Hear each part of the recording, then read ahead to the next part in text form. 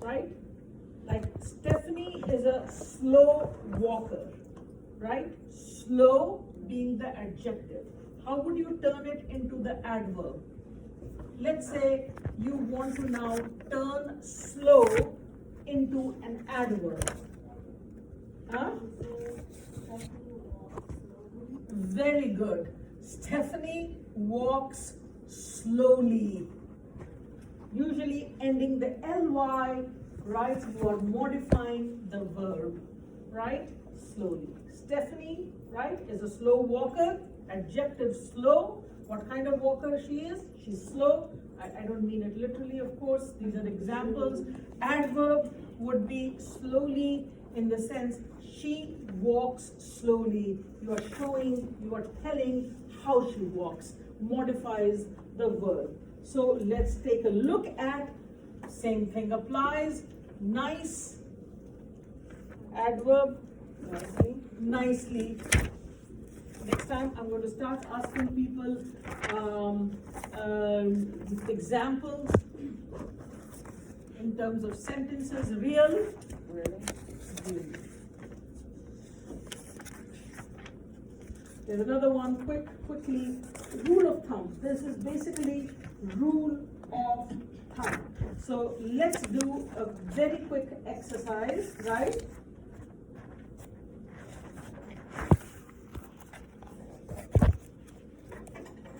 So those of you who can follow along in book 5, edition 5. So look at practice 32.1. Okay, shall we start? I'm going to give you the sentence first, an example, and I'll tell you what it is, and then we will do it. Just raise your hand. So the example that is given in the book is Beatles enthusiasts. You know Beatles, the band, right?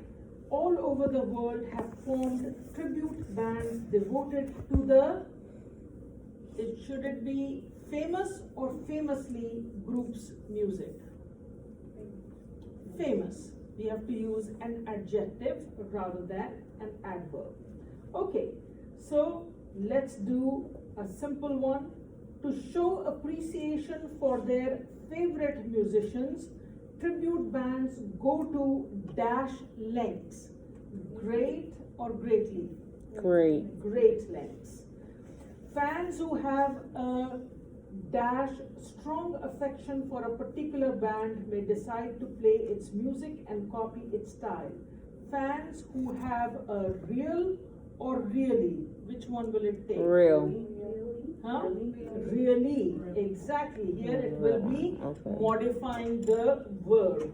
Sometimes they form their own groups and have successful careers.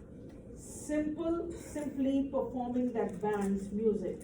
Simple or simply? Simply. Okay, now I'm going to ask people, so don't everyone say.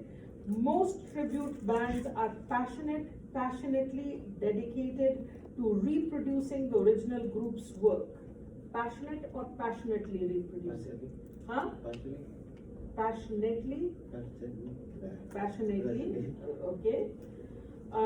They not only play the group's song, but carefully imitate the group's looks. Careful or carefully? Hadi? Carefully.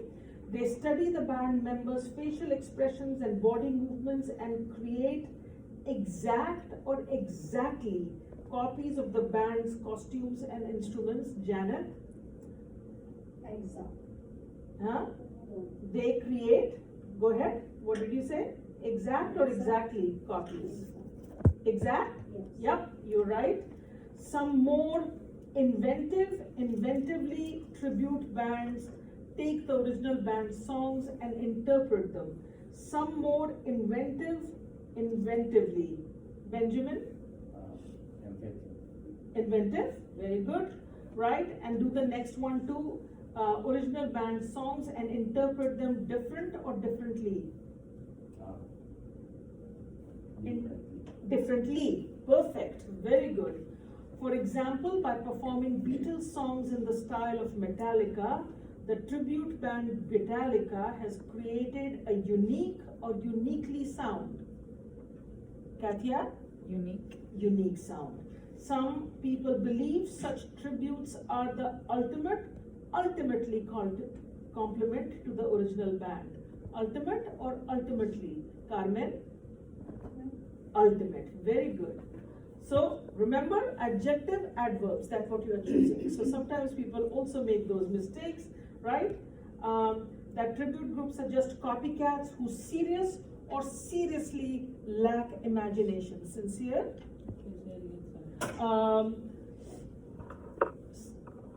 Others feel tribute groups are just copycats who serious or seriously lack imagination. Seriously, very good. Some people believe that tributes are the ultimate compliment. Others feel surely that tribute groups are just copycats. Others feel sure or surely. Gloria? Surely. No, others feel sure that tribute groups are just copycats. There you are describing something, so it will take the adjective, not the adverb, right? They feel sure. They don't feel surely, they feel sure that others are copying it. So here it is. Sometimes there is a confusion, as the book tells you, between good and well. I'm going to quickly do this because it is important, but one or two will do. Some people may not do dash sitting in an office. What do you think, good or well? Some people may not do good sitting in the office. Some people may not do well sitting in an office. Which one? Well, very good. Instead, they prefer to find jobs that take advantage of their good or well physical condition. Good physical condition. Very good. Some people might consider becoming smoke jumpers, firefighters who are good or well at parachuting from small planes into remote areas to battle forest fires. So firefighters who are good or well at parachuting. Good. Very good. No more, I think people understand. You will have to do this. The other part of this, adjectives and adverbs, is superlatives and comparatives. Very quickly, we are going to do this.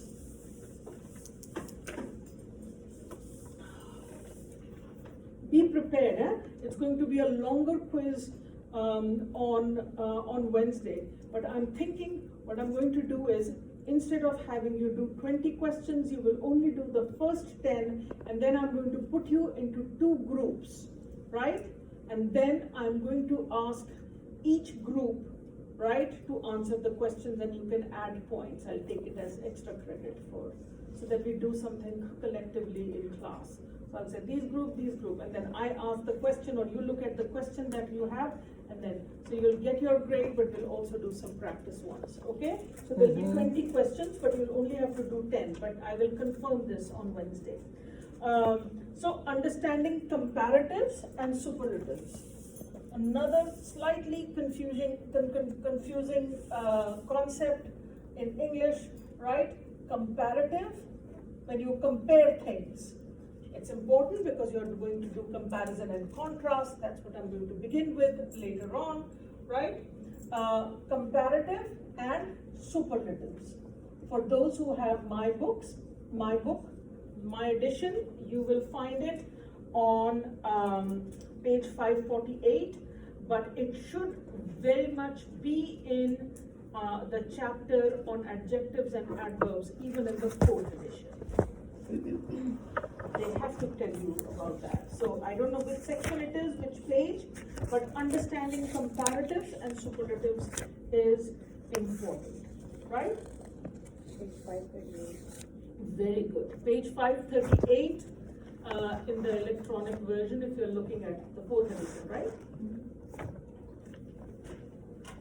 So I don't know whether they have the same examples or not, but it doesn't matter as long as you understand the concept. And folks, if you want me to repeat it, sometimes it does require speaking, so I don't know why I'm not well today, but it is perfectly all right to say you want to go rehearse, let me go over things again. So I will be happy to do that. Okay, so the comparative form of an adjective or adverb compares two peoples or things. Why this is important for us to do? Because the next paragraph is going to be comparing two people, two persons, two things, to whatever is the comparison paragraph. So, adjectives and adverbs form the comparative with or more. The superlative form of an adjective or adverb compares more than two things. Adjectives and adverbs form the superlative with est or most. I know it probably doesn't mean anything once we start doing those exercises. So, the example that is given in the 5th edition is, the film is dull and predictable. The film is dull and predictable. I hope everyone can recognize the two adjectives there, dull and predictable, right? Both are modifying the subject, film. So, let's turn it into a comparative. That's the example given. The film I saw last week was even duller and more predictable than this one.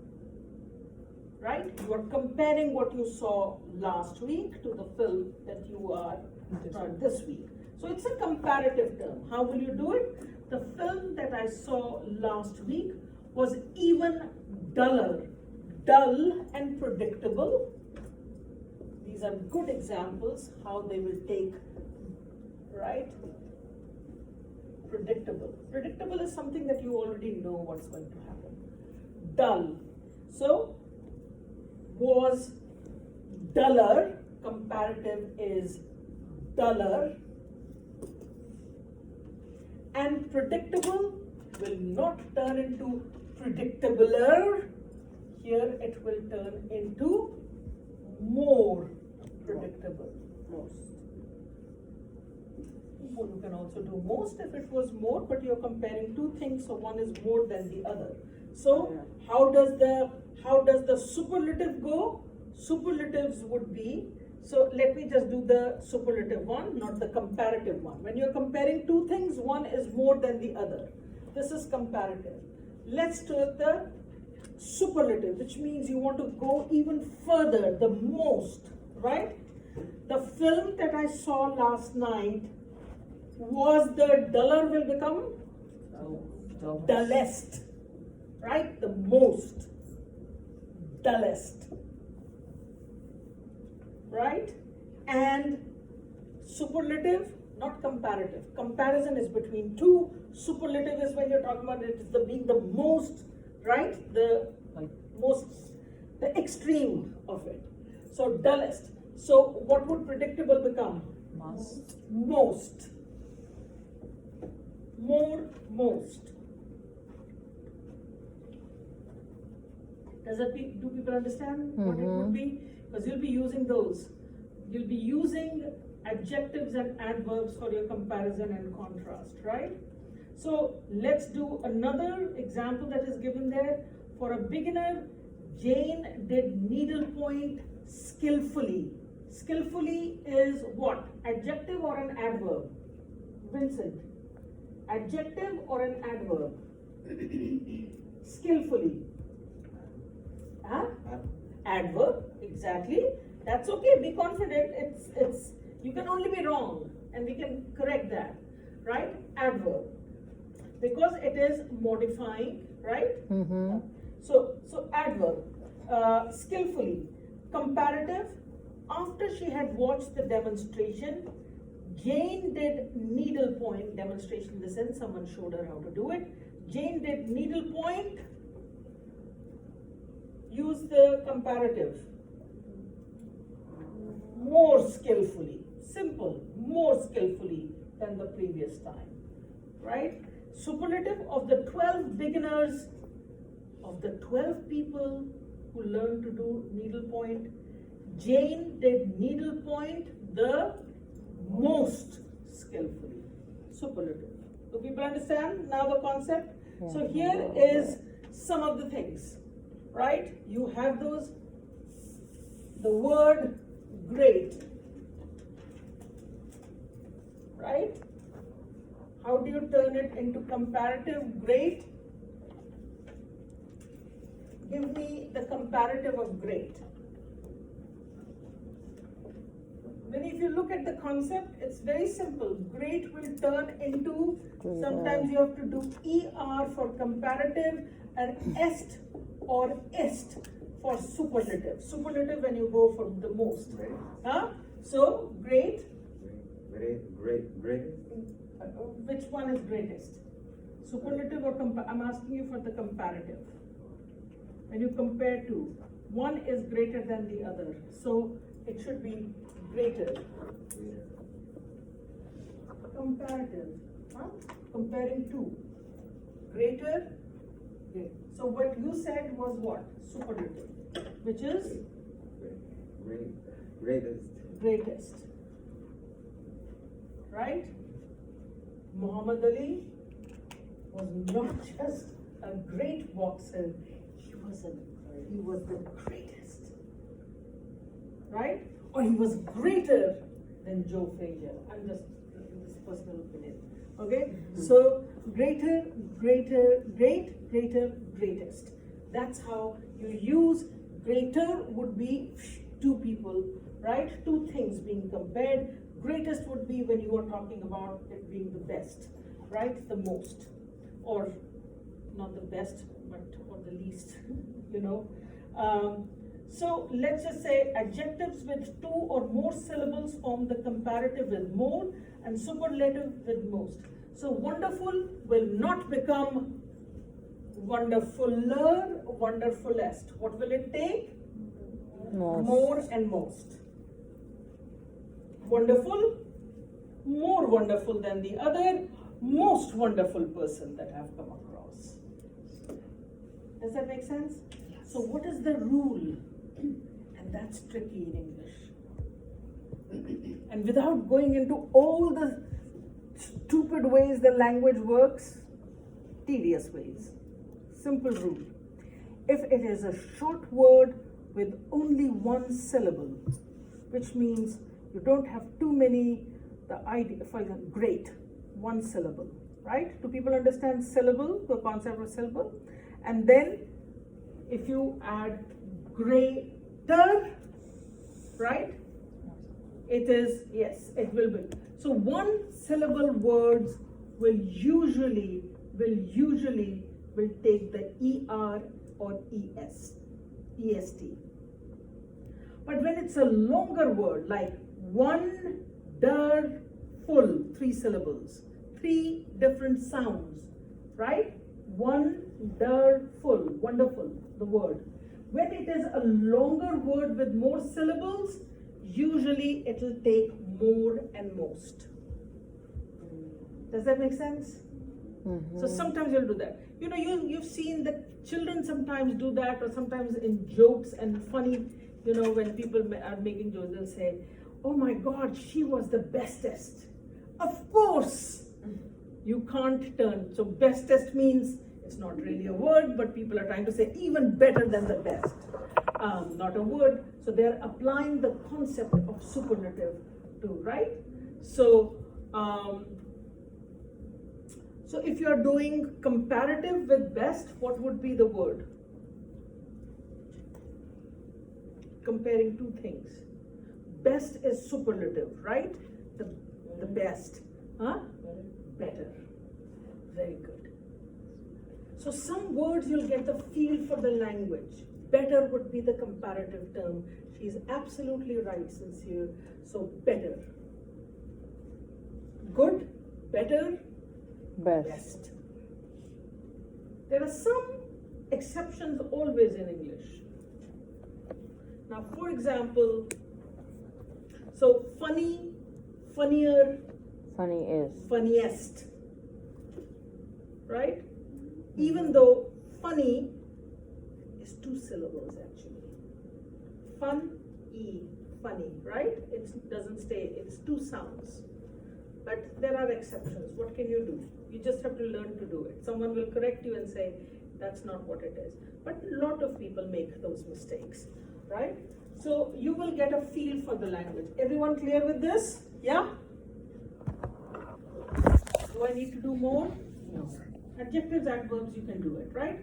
Now come to the trickiest part. Apostrophes.